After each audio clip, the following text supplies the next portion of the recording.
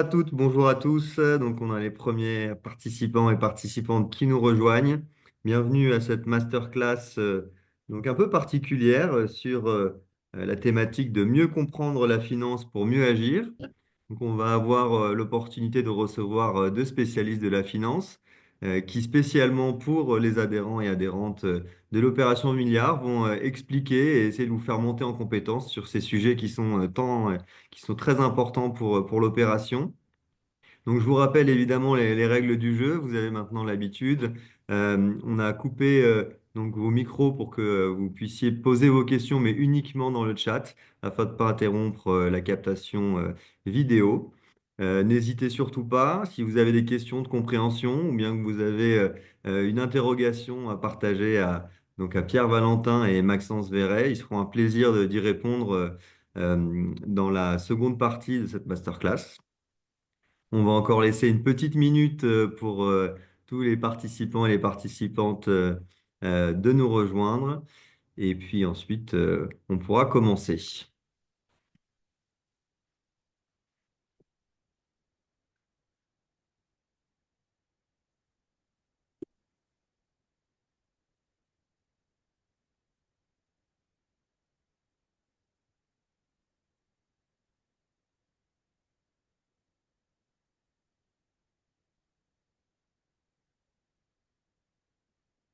Bonjour à Élise, bonjour à toutes et à tous.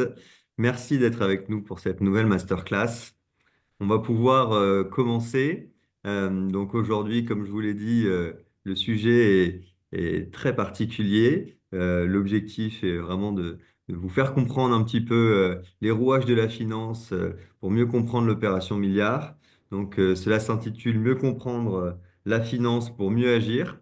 On a la chance d'avoir avec nous Maxence Verret, qui est un professionnel de la finance et qui est engagé dans les groupes au sein de l'opération Milliard, ainsi que Pierre Valentin, qui est un expert financier et qui est consultant chez Amadeus, la structure qui accompagne l'opération Milliard pour la partie financière.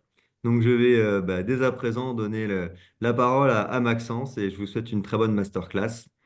Merci à tous. Bonjour à toutes et à tous. Merci beaucoup de votre présence ce midi et de votre intérêt pour ce sujet. Alors, je vais vous partager mon écran avec la présentation. Donc, comme indiqué par Pierre, l'objectif de cette masterclass, ça va être de permettre de vous donner quelques bases pour mieux comprendre ce qu'est la finance, le monde de la finance, de façon à vous permettre ensuite d'agir en tant que citoyen, investisseur, en conscience. Je vous partage le plan de la présentation. On va couvrir un certain nombre de sujets. Voilà, qu'est-ce que la finance, à quoi ça sert, qui sont les acteurs dans le monde de la finance, qu'est-ce que ça veut dire la création monétaire, comment est-ce qu'on peut investir son argent, sur quel type de marché. Et j'attire sur votre attention sur le fait qu'on terminera par un petit quiz qui viendra tester ce que vous aurez pu comprendre et retenir de cette présentation. Petit quiz qui récompensera le ou les gagnantes par un petit lot qu'on a trouvé. Donc pour commencer, peut-être en introduction, juste vous rappeler pour ceux qui ne le savent pas ce qu'est l'Opération Milliard. Donc l'Opération Milliard, c'est une association qui a été créée il y a 1 an et demi sur la base d'un constat qui est le constat suivant, à savoir que les associations, les entreprises, les coopératives qui œuvrent en faveur de la transition juste ont du mal à se financer. Et donc, fort de ce constat, le mouvement Opération Milliard s'est créé avec pour but de réunir 1 milliard d'euros pour faciliter l'accès au financement de ces organisations et leur permettre de se financer et donc de mieux se développer. En 1 an et demi, il y a beaucoup de choses qui ont été faites. Déjà, on a plus de 1500 personnes qui sont adhérentes à l'association. On a 800 structures, associations, coopératives, entreprises qui ont été sondées de façon à mieux comprendre leurs besoins. Et enfin, on a aussi interviewé plus de 60 investisseurs, financeurs potentiels, qui pourront potentiellement participer à ce projet et investir dans les fonds qui vous seront présentés en fin de présentation par Pierre Valentin. Euh, Bon, pour comprendre ce qu'est la finance, déjà, il faut le définir. Donc, en synthèse, la finance, c'est la gestion de l'argent. Comment est-ce que l'argent transite, comment il est investi, quel impact il a dans notre vie, qu'on soit citoyen, qu'on soit une entreprise ou qu'on soit dirigeant ou dirigeante d'un État. Juste quelques chiffres peut-être. L'épargne, les crédits pardon, qui ont été octroyés aux ménages pour des prêts immobiliers en 2024, ça représente quand même 115 milliards d'euros. Les entreprises françaises ont souscrit à près de 29 milliards d'euros de crédits rien qu'au mois de décembre 2024 pour financer leur développement. Et puis le niveau de la dette publique qui fait tant polémique aujourd'hui est de 3 445 milliards d'euros. Des chiffres qui donnent un peu le vertige. Euh, pour mieux comprendre ce qu'est la finance, il faut comprendre quels sont les différents acteurs de la finance. Donc en fait, on en a quatre. On a ceux qui ont l'argent, ceux qui ont besoin d'argent, ceux qui font le lien entre ceux qui ont de l'argent et ceux qui en ont besoin.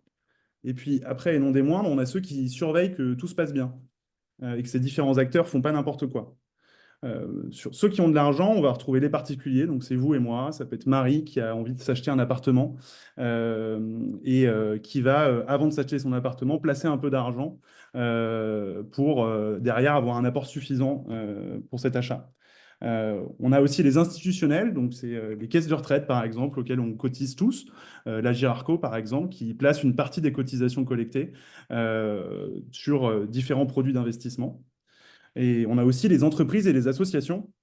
Typiquement, votre primeur du coin, par exemple, il peut avoir un excédent de trésorerie une année et il peut choisir de placer cet excédent de trésorerie sur un compte pour générer des rendements.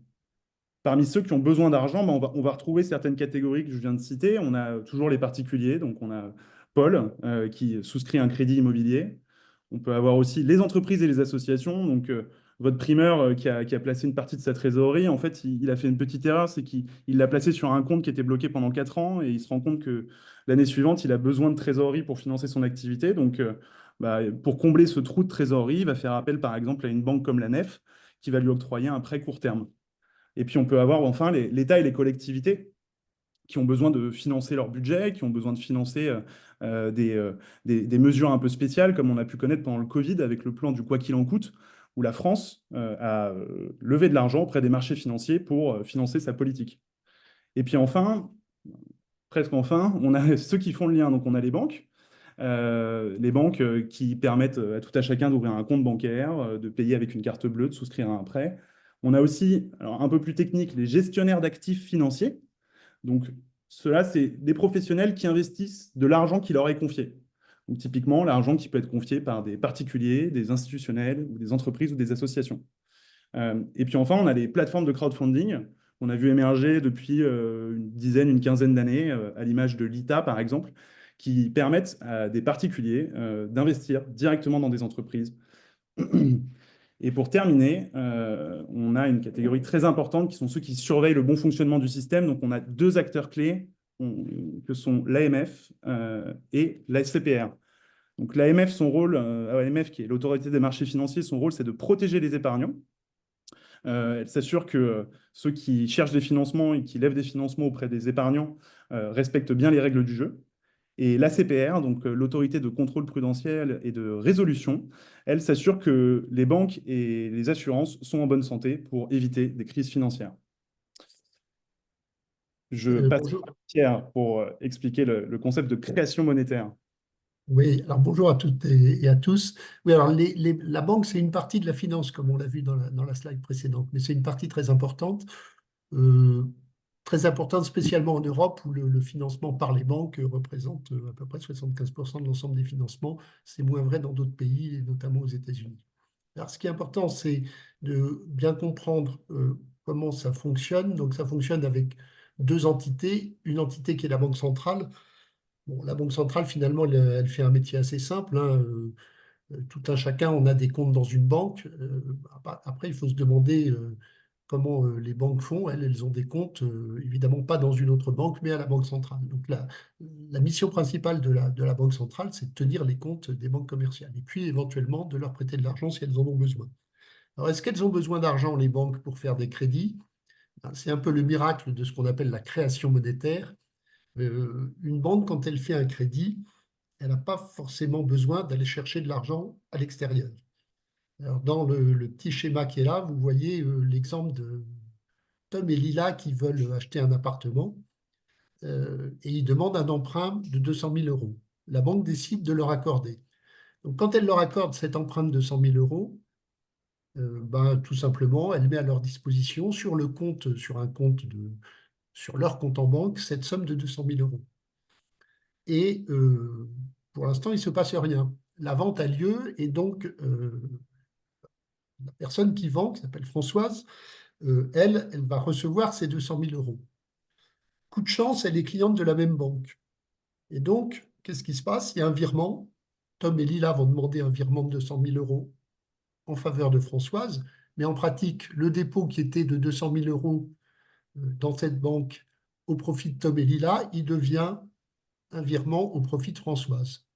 Donc, la banque n'a toujours pas besoin d'aller chercher de l'argent à l'extérieur. Évidemment, vous allez me dire, oui, mais si le vendeur était dans une autre banque, qu'est-ce qui se passerait?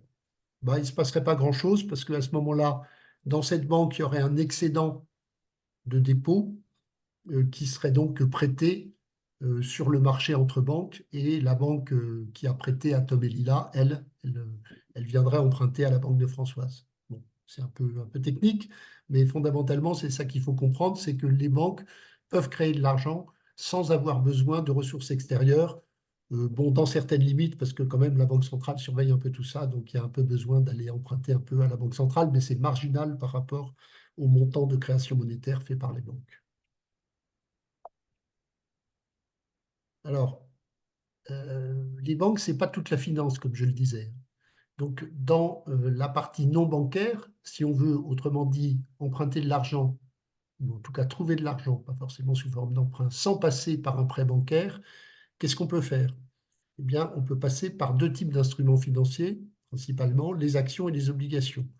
Bon, les actions, c'est une part d'une entreprise.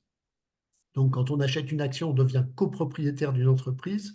L'entreprise qui a besoin d'augmenter son capital fait appel à ses... je vois qu'il y a des questions sur ce qui se passe quand Françoise dépense l'argent. On en parlera à la fin pour ne pas interrompre le déroulé. Euh, donc, je reviens sur les actions. Euh, donc, les sociétés peuvent augmenter leur capital si elles ont des besoins de financement, mais sinon, les actions peuvent s'échanger sans que la société intervienne entre deux propriétaires d'actions. Donc, l'action, qu'est-ce qu'elle apporte? Ben, elle apporte un dividende. Alors, c'est pas un rendement qui est certain, hein. La société décide chaque année combien elle verse de dividendes. Ce n'est pas forcément l'intégralité des bénéfices qui est versée. C'est une décision souveraine de l'Assemblée générale des actionnaires. Et puis, évidemment, l'action peut monter ou d'ailleurs descendre. Et donc, on ne l'achète pas forcément au même prix qu'on la revend. Plus exactement, on ne la revend pas forcément au même prix qu'on l'a achetée. Ceci suppose qu'on trouve un acheteur et donc que le marché soit assez liquide. Et on va revenir sur cette question, Maxence, dans la slide suivante, je crois, ou en tout cas celle d'après. Voilà. Alors, il y a aussi des obligations. Ben, les obligations, c'est un peu comme un crédit. Vous avez vu que les prêts sont essentiellement faits par des banques, mais on peut aussi, quand on n'est pas une banque, prêter à une entreprise ou prêter à un État. La différence entre une obligation et un prêt, c'est qu'un prêt, ça reste dans le bilan de la banque. Alors qu'une obligation, c'est cessible, donc on peut, surtout à travers la bourse, acheter et vendre des obligations, donc quelque part acheter et vendre l'équivalent d'un prêt. Et dans une obligation, ben, il y a un taux d'intérêt qu'on appelle un coupon et qui est versé chaque année ou quelquefois plusieurs fois par an euh, et qui est évidemment plus ou moins important suivant le niveau de risque de l'emprunteur. Euh, En général, l'emprunteur considéré comme le moins risqué, c'est l'État, et toutes les entreprises privées empruntent plus cher que l'État. Voilà. L'exemple qu'on a mis là, c'est une obligation de la foncière Belleville, qui est une foncière solidaire, ce qui veut dire qu'il n'y a pas que les très grandes entreprises qui empruntent, qui elles, effectivement, empruntent sur le marché boursier. Il y a aussi des obligations qui sont émises par des plus petites entreprises, voire même voire par des associations. Alors, il y a un intervenant important, et c'est pour ça qu'on en parle à ce stade de la présentation, euh, dans le, dans le système qui permet d'accéder à ces instruments financiers que sont les actions et les obligations. Maxence, si tu peux passer la slide suivante, voilà. Donc, évidemment, on peut acheter des actions ou des obligations soi-même. en étudiant un petit peu ce qui est disponible sur le marché, que ce soit à la bourse ou dans des propositions d'actions ou d'obligations non cotées. Mais c'est un peu compliqué. D'abord parce qu'on n'a pas forcément assez d'argent pour avoir un portefeuille diversifié. Ensuite, parce qu'il y a des frais, surtout si on a des portefeuilles qui ne sont pas très importants, les frais peuvent représenter une part trop importante de l'investissement. Et puis, il y a aussi une certaine technicité et donc une phase d'étude des investissements qui prend beaucoup de temps. Et donc, on peut souhaiter confier cette politique d'investissement à des gérants professionnels. Alors, comme on n'est pas tout seul à avoir cette démarche, eh ben, on aboutit à ce qu'on appelle un fonds d'investissement, c'est-à-dire une espèce de copropriété d'actions ou d'obligations. Copropriété qui fonctionne finalement un peu comme une copropriété immobilière, si ce n'est qu'elle a un volume qui bouge. C'est-à-dire que lorsque il y a de nouveaux épargnants qui souhaitent entrer dans le fonds, ça agrandit la taille du fonds, ce qui n'est pas vraiment le cas dans une copropriété immobilière où l'immeuble a sa taille une fois pour tout. Et donc, le fonds d'investissement, il est géré par des professionnels qui sont pas des banques, qui sont souvent des filiales de banques, mais pas forcément. Il y en a à peu près 650 à Paris, et des sociétés, des gestionnaires d'actifs. Maxence avait montré cet intervenant dans la slide précédente. Et ces gestionnaires d'actifs se rémunèrent en prélevant un pourcentage de l'encours du fonds. L'encours, c'est le total de l'argent investi dans le fonds. Voilà ce qu'on peut dire sur les fonds d'investissement. Il y a des fonds d'investissement spécialisés dans les actifs cotés en bourse. Et puis, il y a des fonds d'investissement spécialisés dans les actifs non cotés en bourse. On va plutôt vous parler de cela, puisque évidemment, l'opération milliard n'a pas pour but d'investir dans les grandes entreprises cotées en bourse. Peut-être avant d'aborder ce sujet, on fait un petit détour par le concept des marchés financiers. C'est de comprendre qu'est-ce qu'on entend par coté, non coté, et qu'est-ce qu'un marché en fait.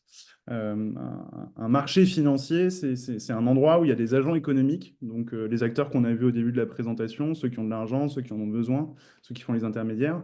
Ces agents économiques se rencontrent sur un marché et ils se rencontrent pour faire quoi? Pour acheter ou vendre des titres financiers, des actions et des obligations. Petit rappel historique peut-être, on parle de la notion de marché parce qu'en fait, en 1563, la place commune des marchands est créée à Paris, lieu et place de l'ancienne bourse. Donc c'est ce concept-là qui a donné partie le nom de marché qui est utilisé aujourd'hui. Et donc on distingue deux types de marchés spécifiques. Le marché coté, qui est dit marché public, qui permet donc d'investir dans des produits d'investissement ou des titres d'investissement dits cotés. Aujourd'hui, le marché coté, ça représente à peu près 95% des capitaux privés, donc de l'argent qui est investi au niveau mondial. C'est l'écrasante majorité de cet argent investi. Il présente quelques caractéristiques, le marché coté, c'est que déjà les investissements qui sont faits sur ce marché, ils sont plus liquides. Ça veut dire qu'on peut acheter et vendre plus facilement des titres financiers. On observe qu'en moyenne, les durées d'investissement, elles sont plus courtes. Et ce marché, il est aussi plus sensible aux facteurs externes. Je vous donne un exemple. On regarde récemment, malheureusement, le cours de Thales a pas mal augmenté, puisqu'on est dans un contexte géopolitique assez compliqué. Et donc, les impacts de ce contexte géopolitique-là se sont fait ressentir directement sur le cours de l'action de l'entreprise Thales, qui a augmenté. Ce que je vous propose, c'est de visionner une petite vidéo relativement courte et très bien faite qui explique de façon imagée ce qu'est un marché coté. Donc, je vais essayer de vous l'afficher.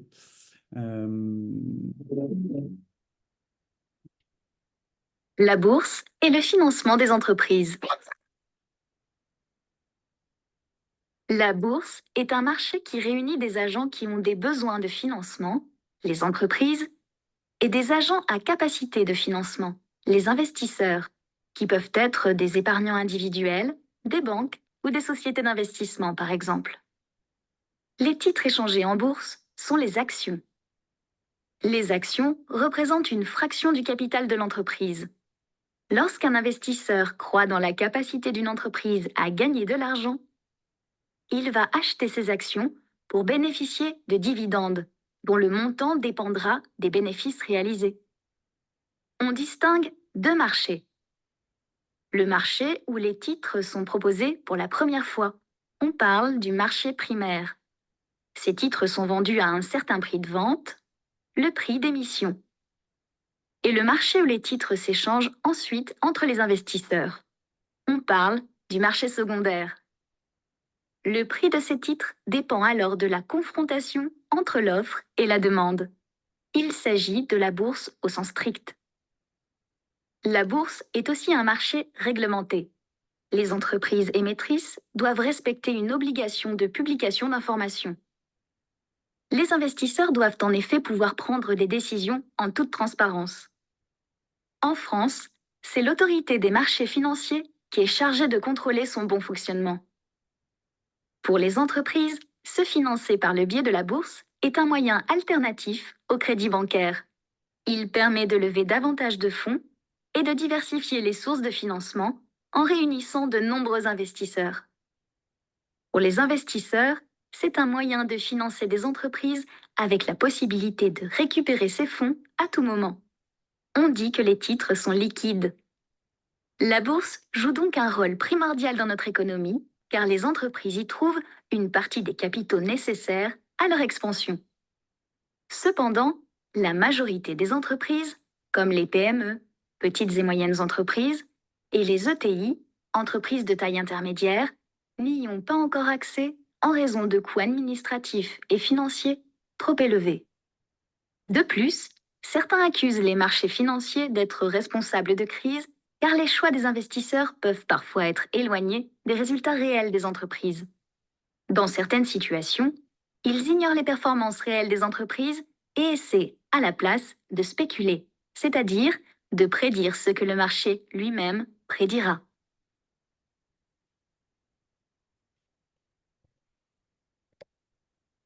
Voilà pour une explication complémentaire sur le rôle du marché côté. Et ces vidéos vous seront partagées en annexe de la présentation par ailleurs. Et donc, comme indiqué dans la vidéo, en fait, l'écrasante majorité des entreprises, elles ne se financent pas sur les marchés cotés, elles se financent sur les marchés non cotés, pour différentes raisons, procédures administratives complexes, coûts élevés.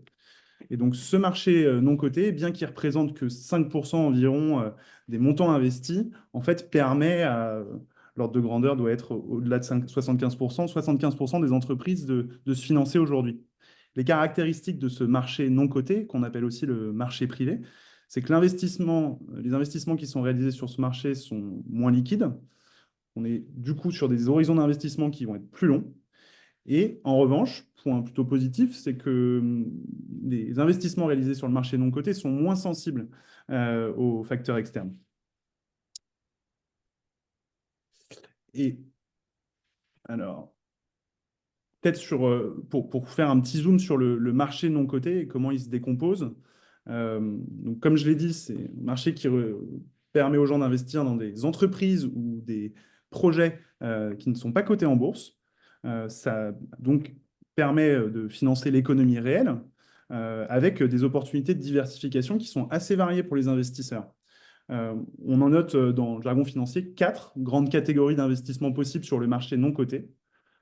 Et donc, on a le private equity, ou capital investissement en bon français, qui permet d'investir au capital d'entreprise, soit en direct, comme Dominique l'a fait en achetant des actions du fourgon, soit en passant par des fonds d'investissement.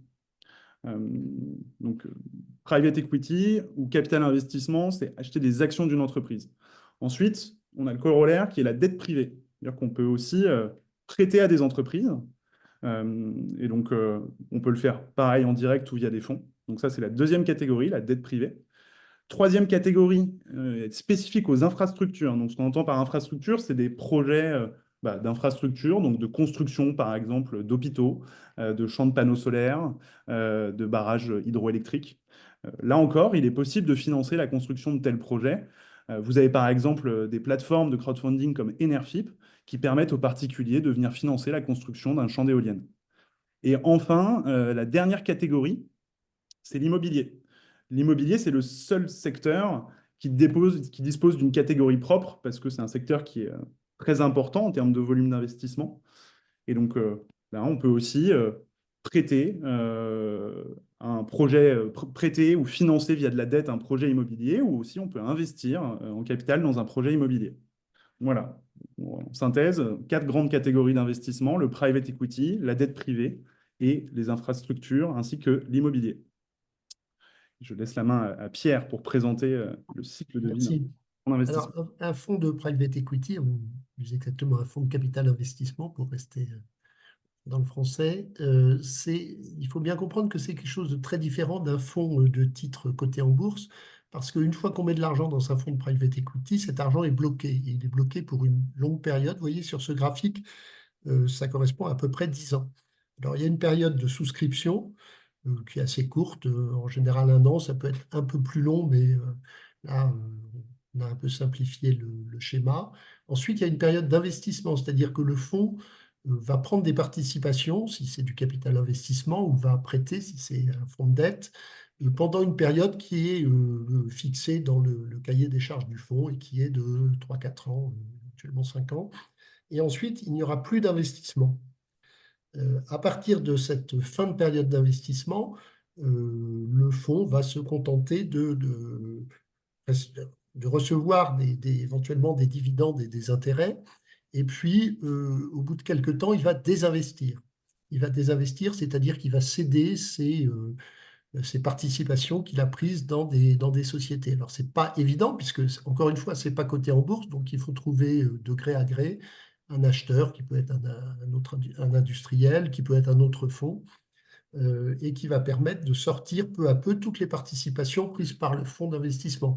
Typiquement, le fonds d'investissement, il va avoir entre 10 et 20 investissements, donc c'est quand même un travail assez important d'organiser ce désinvestissement. Et une fois qu'on a tout vendu, on va liquider le fonds. Mais en fait, on va rembourser les souscripteurs du fonds au fur et à mesure des désinvestissements. C'est-à-dire que chaque fois qu'il y a une cession, on va rendre un peu d'argent aux souscripteurs.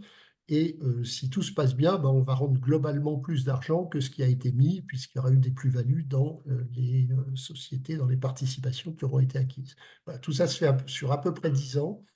Donc, c'est totalement différent d'un fonds d'actifs coté où on peut entrer ou sortir tous les jours. Là, on bloque l'argent pendant 10 ans à peu près. Et il y a même des fonds qui sont ce qu'on appelle evergreen, c'est-à-dire perpétuels, et pour lesquels, en fait, ce sont des sociétés d'investissement dont on ne sort pas. Et donc, on a tout simplement des dividendes chaque année liés à d'éventuelles cessions, mais ces cessions donnent lieu aussi, partiellement en tout cas, à des réinvestissements. Maintenant, on passe à un sujet qui nous intéresse tous, je pense aussi, qui est le sujet de la finance solidaire. Et donc, pour comprendre ce qu'est la finance solidaire, en fait, c'est ce qu'on a vu avant, mais au service de projets avec un fort impact social et ou environnemental. Peut-être quelques chiffres sur la finance solidaire aujourd'hui. En 2023, il y a plus de 30 milliards d'euros qui étaient placés à date. Donc, c'est vraiment une photo, hein, c'est un stock, pas un flux, qui était placé dans le secteur de la finance solidaire. Ça représente aujourd'hui environ 0,5% du patrimoine des Français. Donc, c'est peu, mais ça montre qu'il y a une énorme marge de progression possible. Et puis, en 2023 encore, là, pour le coup, le flux de collecte sur l'épargne solidaire a représenté 4 milliards d'euros. Il y a un concept dont on entend parler maintenant depuis quelques années, qui est celui de la finance à impact. Je trouvais intéressant de pouvoir distinguer ces deux concepts-là. La finance à impact, c'est le financement de projets, d'initiatives qui visent à avoir un impact sur les aspects sociaux et environnementaux positifs, mais qui se fait en général pas au détriment d'un rendement financier, qui va être un rendement standard au rendement qu'on a observé par le passé. Là où la finance solidaire va peut-être un peu plus loin d'une certaine manière, dans la mesure où elle met au premier plan l'engagement social et environnemental des projets qui sont financés, et elle va le prioriser sur la recherche de rendement. Donc, il n'est pas rare qu'on observe des rendements qui sont un petit peu plus faibles, voire parfois beaucoup plus faibles, quand on investit dans la finance solidaire. C'est la contrepartie d'un impact social et ou environnemental aussi beaucoup plus fort en général. Euh, Finance solidaire, comment est-ce que nous, on peut devenir des acteurs de la finance solidaire? En fait, il y a plusieurs moyens qui sont assez simples. Alors, la base de la base, comme on l'a marqué, c'est d'ouvrir un compte bancaire, en fait, chez un acteur de la finance solidaire. Il y en a deux principaux aujourd'hui qui sont références sur le marché, que vous connaissez probablement, que sont le Crédit Coopératif et la Nef. Donc, qui proposent des comptes bancaires classiques, des cartes, chez qui vous pouvez emprunter de l'argent aussi pour, par exemple, acheter votre résidence principale ou secondaire. Donc ça, c'est vraiment la première action à mener si vous souhaitez vous engager dans cette voie-là. Vous avez une autre action aussi qui est possible si vous disposez d'un PEA, d'un plan épargne entreprise, d'un plan épargne retraite ou d'une assurance vie qui sont toutes des sortes de grandes tirelires en fait dans lesquelles on peut mettre de l'argent qui est ensuite investi de différentes manières. Si vous avez l'un ou plusieurs de ces comptes-là, bah, vous pouvez choisir via ces comptes d'investir dans des fonds solidaires. Et ils sont facilement identifiables parce qu'ils sont labellisés par des tiers de confiance, comme FAIR, qui a créé le label Finansol, qui permet de garantir effectivement l'aspect solidaire d'un fonds. Et puis enfin, pour les plus téméraires, disons, vous pouvez aussi investir en direct dans des sociétés, donc on en a parlé un peu tout à l'heure, soit via des plateformes dédiées comme l'ITA, que vous connaissez probablement, ou alors en direct sur des projets tels que Terre de Liens ou Belleville, qui vous permettent via leur site internet d'investir. Alors, Pierre? si on en revient à l'opération milliard, on a structuré l'opération milliard, enfin c'est en tout cas le projet qui doit encore être validé par le conseil d'administration, à partir de trois instruments. D'abord un fonds de dotation citoyen. Pourquoi un fonds de dotation? Parce qu'on a le sentiment qu'il y a un certain nombre des entreprises ou des associations qui seraient éligibles à l'opération milliard qui ne sont pas suffisamment mûres pour pouvoir recevoir des investissements, parce que ces investissements, a priori, ça se rembourse, et qui ont besoin plutôt de dons, de subventions. Donc un fonds de dotation correspond à cet objectif. Il procure un avantage fiscal à la fois aux personnes physiques et aux personnes morales qui pourraient y apporter une dotation ou des dons. Et évidemment, le fonds de dotation lui-même va refaire des dons à des associations. Et il pourra aussi investir une partie du fonds de dotation dans des investissements qui permettront d'avoir des revenus. Et ce sont ces revenus qui seront ensuite donnés à des associations. Voilà, donc c'est ce qu'on appelle un fonds de dotation partiellement consomptible, c'est-à-dire que la dotation ne sera pas entièrement donnée dès le début, elle sera pour partie placée dans des entreprises de l'ESS. Bon, pour la partie investissement, on a prévu deux réceptacles, deux produits, deux instruments financiers. D'abord une coopérative qui sera entreprise solidaire d'utilité sociale. Donc, je ne sais pas si on a besoin de préciser ce que c'est qu'une entreprise solidaire d'utilité sociale. Maxence, il n'y a pas eu de formation là-dessus, donc je peux peut-être en dire un mot. Oui, tu peux préciser. Ouais. Donc, c'est une entreprise qui a une forte utilité sociale et environnementale, qui en général, qui appartient toujours à l'ESS. Ce n'est pas forcément une coopérative ou une association ou une mutuelle, mais c'est de toute façon une entreprise de l'ESS qui accepte un certain nombre de restrictions par exemple, dans l'éventail de ses salaires. Et qui, d'autre part, a évidemment cet objectif environnemental ou social dans ses statuts, en tout cas dans son activité.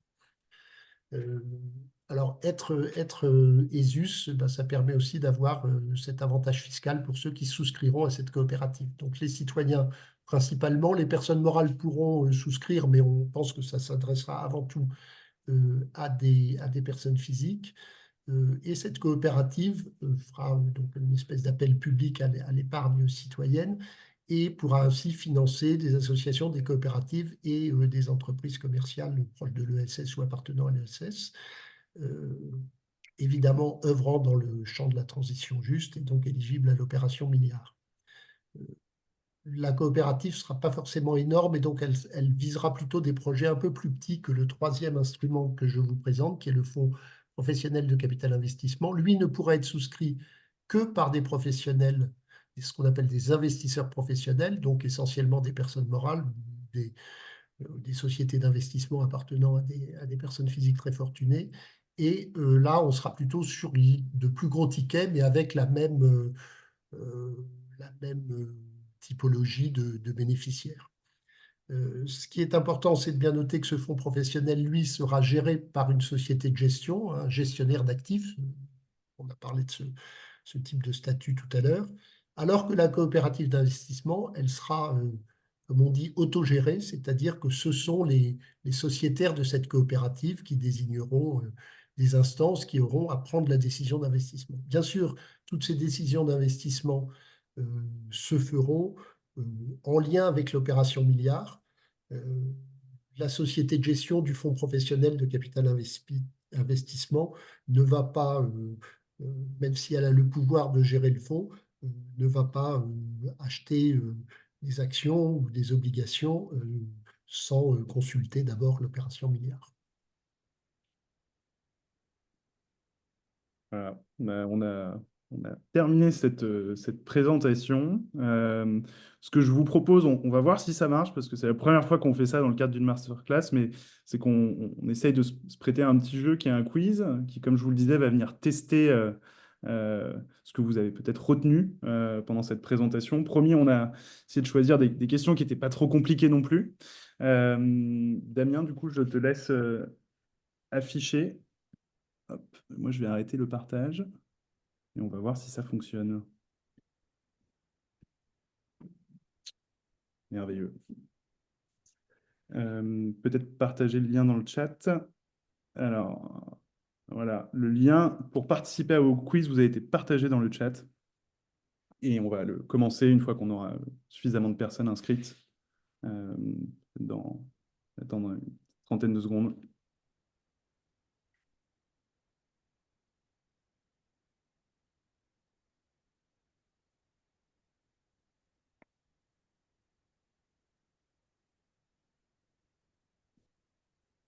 Ok, je pense qu'on voilà, on a encore des participants. Allez, je laisse encore 15 secondes. Quel engouement. Allez, je pense qu'on on va pouvoir lancer Damien. Vous avez à chaque fois une dizaine de secondes pour répondre à la question. Il y en a 6. Donc, qui crée la monnaie? Vous avez 4 choix possibles.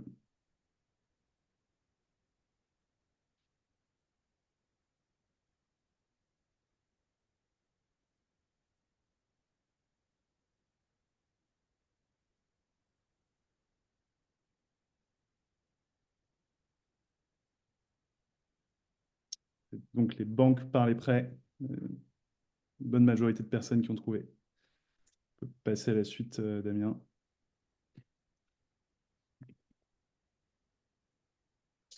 Qu'est-ce qu'une obligation? Est-ce que c'est une part de dette émise par une entreprise, une collectivité ou un État? Est-ce que c'est une bonne résolution, comme on peut en avoir en début d'année? Est-ce que c'est une part du capital social d'une entreprise ou alors la garantie d'un investissement?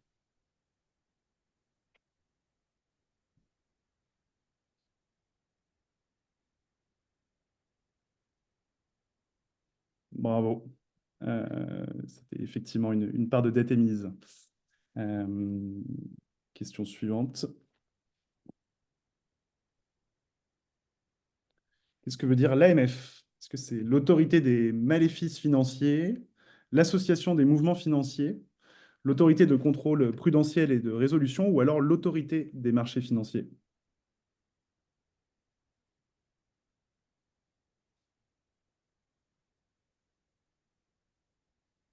Effectivement, l'autorité des marchés financiers, non pas l'autorité des maléfices financiers. Next. Qu'est-ce qu'un fonds evergreen? Est-ce que c'est un fonds de la finance solidaire, un fonds qui est très écologique, comme son nom pourrait l'indiquer, un fonds qui sera toujours vert, ou alors un fonds dont la durée est en moyenne de 99 ans renouvelable?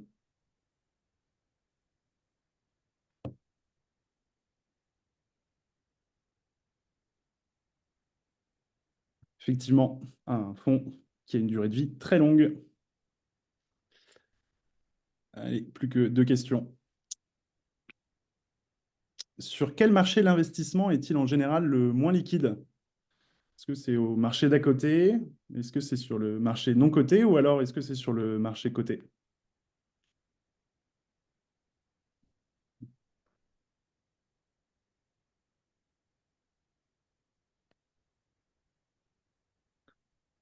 Effectivement, sur le marché non coté. Et la dernière question.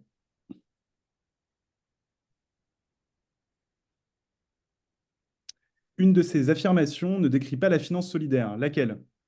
La performance financière est aussi importante que l'impact. La finance solidaire propose un engagement plus altruiste que lucratif. Elle représente 30 milliards d'euros d'argent placé. Alors, elle correspond à 0,5% du patrimoine des ménages. Il y en a une seule qui est fausse. Effectivement, c'était bien celle concernant la performance financière. Merci beaucoup d'avoir participé et un grand bravo à Martin qui a gagné, ainsi qu'à Brice et Sébastien. Et merci à tous et toutes pour votre participation. Euh, on va revenir vers vous pour vous communiquer le lot que vous aurez gagné. On prend note. Et puis maintenant, il nous reste 15 minutes pour passer à une phase de questions-réponses, et répondre à l'ensemble de vos questions qui vont être lues par Pierre Desvallées. Déjà, merci beaucoup et félicitations Maxence et Pierre-Valentin pour toutes ces précisions. C'était à la fois ludique et très instructif. Donc, merci au nom de tous les bénévoles. On va commencer par une réflexion, puis une question de la part de Louis-Marie, qui vous dit que vos chiffres comparent un mois pour les entreprises, un an pour les immobiliers et 1000 ans pour la dette, ce qui n'est pas comparable, et qui pose cette question que Pierre Valentin avait soulignée. Qu'advient-il de la dépense de l'argent de Françoise? Je laisse peut-être Maxence répondre à la première partie de la question.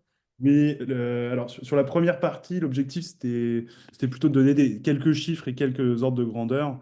On aurait peut-être pu effectivement choisir des périodes de temps similaires, mais voilà, on a essayé de prendre des données qui étaient les plus récentes à date. Donc, c'est pour ça qu'on a affiché ces données-là. Et puis, je te laisse répondre, Pierre, pour la suite. Oui, alors évidemment, si on raisonne dans un système où il y a plusieurs banques, la question se pose. Mais si cette dépense que fait Françoise est une dépense qui est faite par virement, elle va virer de l'argent qui va sortir de la banque dont on parlait pour aller dans une autre banque. Donc finalement, le dépôt qui était, ce dépôt de 200 000 euros qui était dans la banque A, il va se retrouver dans la banque B. Mais cette banque B, elle n'a pas fait de crédit. Donc, elle a un excès de trésorerie, en quelque sorte, auprès de la Banque centrale. Et donc, elle va reprêter cet argent sur un marché qu'on appelle le marché interbancaire, le marché des prêts à très court terme entre banques. Et il se trouve que c'est une chance qu'elle ait besoin de prêter cet argent parce que la banque A, à laquelle on s'est intéressé, elle est un peu embêtée parce elle a eu un virement à faire vers une autre banque et la seule façon de faire un virement quand on est une banque vers une autre banque, c'est de tirer sur son compte à la Banque centrale.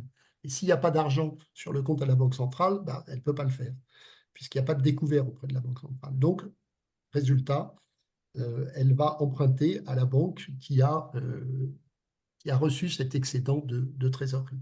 Donc, le marché se boucle a priori. Évidemment, il faut que les deux banques se fassent confiance l'une l'autre.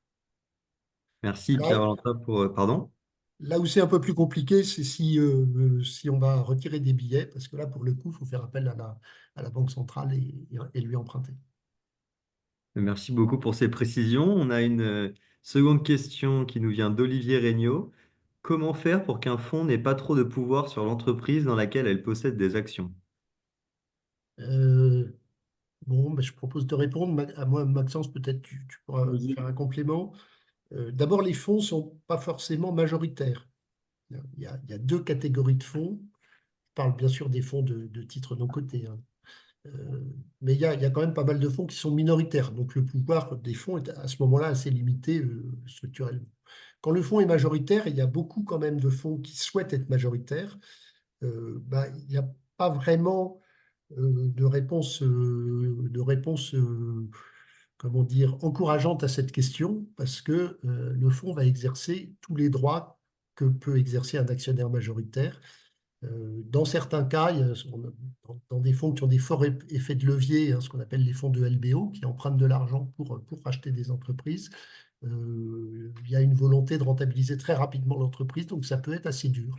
Donc clairement, les fonds majoritaires ont cette capacité euh, d'imprimer les orientations qu'ils le souhaitent dans les entreprises, mais comme n'importe quel actionnaire majoritaire, mais souvent avec une vision beaucoup plus court terme. Merci beaucoup. On a une double question de Tatiana qui demande quelle différence entre une action ou une part sociétaire et ensuite les associations sont-elles éligibles à ces modèles de financement?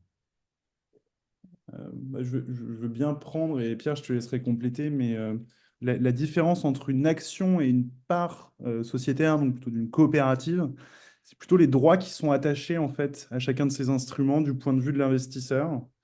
Une action, elle va pouvoir permettre à l'investisseur de bénéficier de dividendes potentiellement, si l'entreprise le décide, et elle pourra aussi permettre à l'investisseur de revendre l'action à un prix potentiellement plus élevé, ce qui n'est pas forcément le cas pour des parts de coopératives. Voilà, on a deux types de coopératives, les SIC les SCIC et les SCOP, mais on n'a pas forcément un versement d'une forme de ce qu'on pourrait appeler de dividende, ni une réévaluation du prix de la part qui peut être prévue. Ça, c'est le premier point. Et la deuxième partie de la question, c'était... C'est une obligation pour les associations. Et les associations, effectivement, seront éligibles. En fait, une association peut très bien emprunter de l'argent. Alors, une association, elle peut être financée par deux médiums. Un, elle peut recevoir des dons. Donc, ça sera l'objet du fonds de dotation.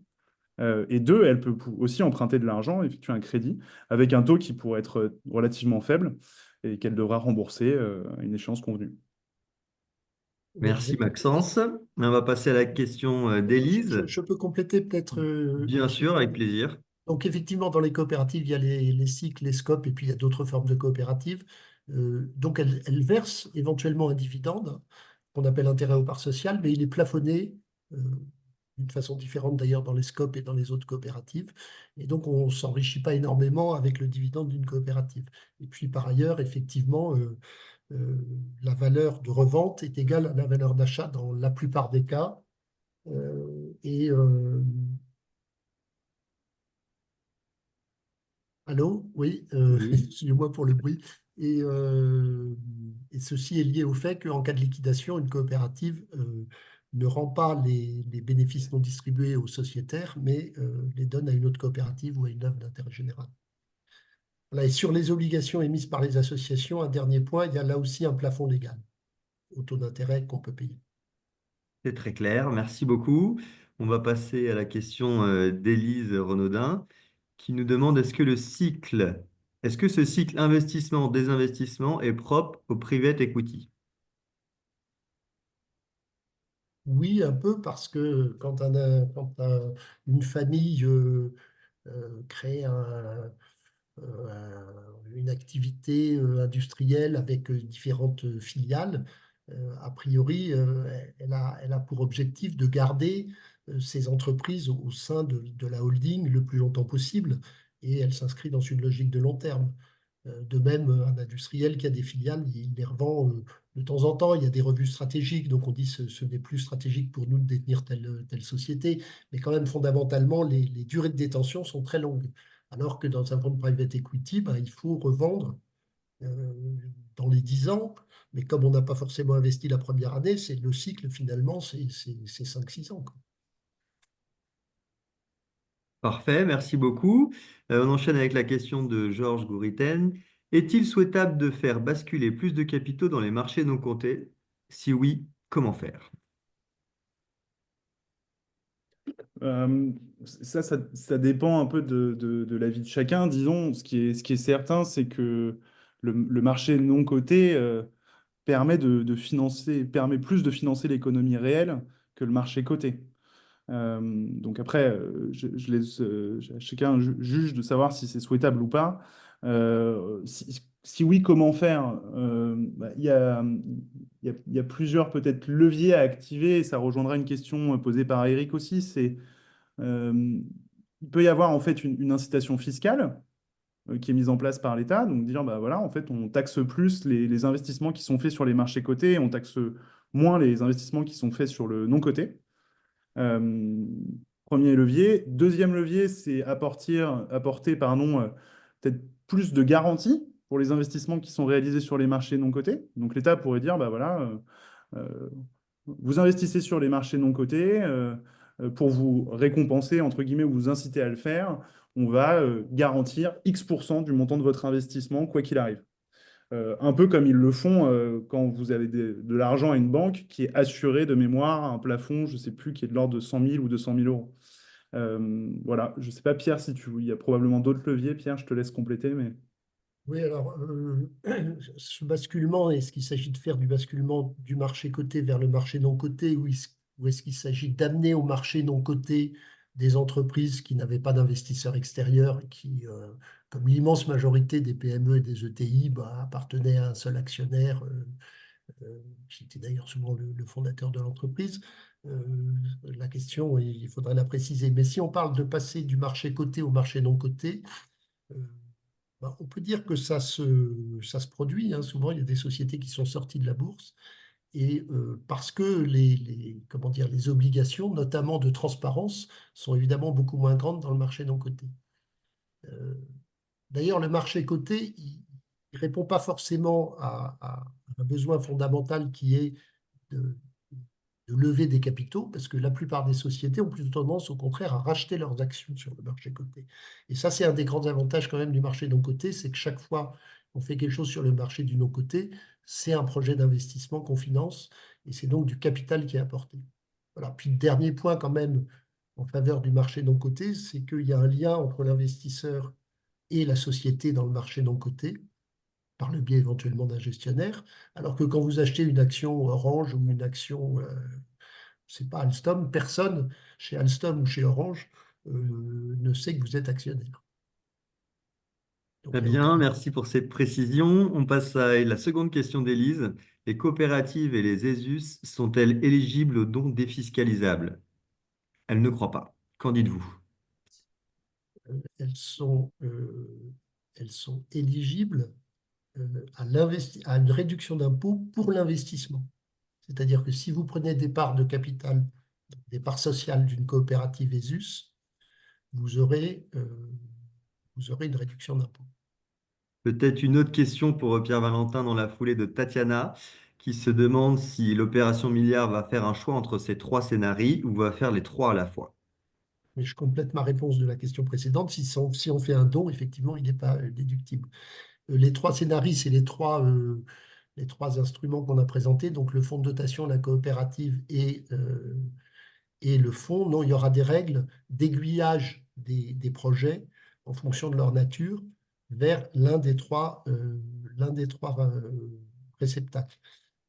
Par contre, il y aura des co-investissements, donc certains investissements seront partagés entre le fonds d'investissement, qui est prévu plutôt pour les plus grosses tailles, et puis la coopérative d'investissement qui pourra avoir une petite partie d'un gros investissement. Parfait. Tu en as déjà un petit peu parlé, Maxence, donc je te relance sur la question d'Éric. Quel levier devrait être actionné pour inciter les investisseurs privés et institutionnels pour investir dans l'impact et le solidaire? Est-ce que tu as quelque chose à rajouter? Bon, bah, c'est effectivement pour moi le levier fiscal, il est aujourd'hui clé. Il a déjà été mis en œuvre par l'État avec la réduction liée aux investissements dans les entreprises, enfin les structures labellisées ESUS. On pourra aller peut-être encore plus loin de deux manières. Un, en augmentant cette réduction qui est aujourd'hui de 25%, qui pourrait être portée à 30 ou 35 ou rêvons 40%. Et deux, taxer les investissements qui ne se font pas, taxer plus les investissements qui ne se font pas dans des structures ESUS. Très bien. J'ai une autre question donc de Tatiana. Les associations sont-elles éligibles à ces modèles de financement? Oui, pour les obligations, évidemment non pour tout ce qui est action, puisqu'il n'y a pas de capital dans une association.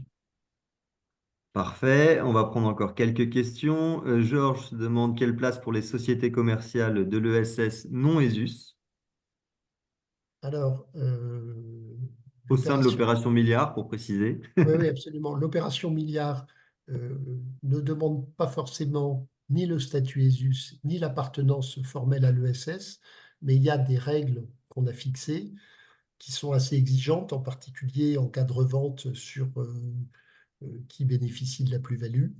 Et donc, en gros, les sociétés ne seront pas sélectionnées en fonction d'un statut juridique, mais en fonction d'engagements qui sont à peu près ceux des ESUS.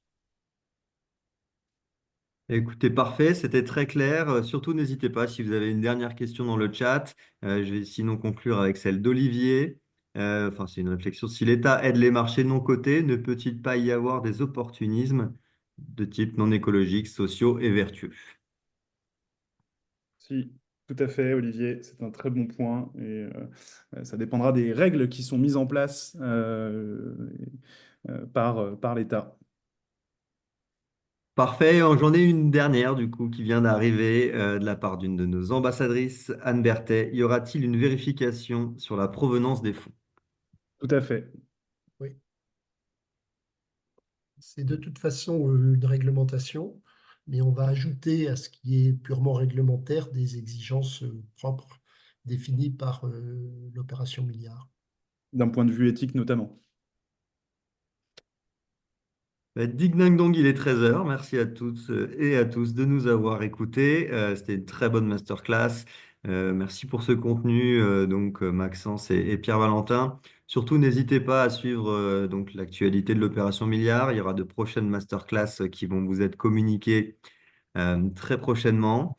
D'ici là, il me reste à vous souhaiter une bonne après-midi et à vous dire à très bientôt. Merci à toutes et à tous. Au revoir.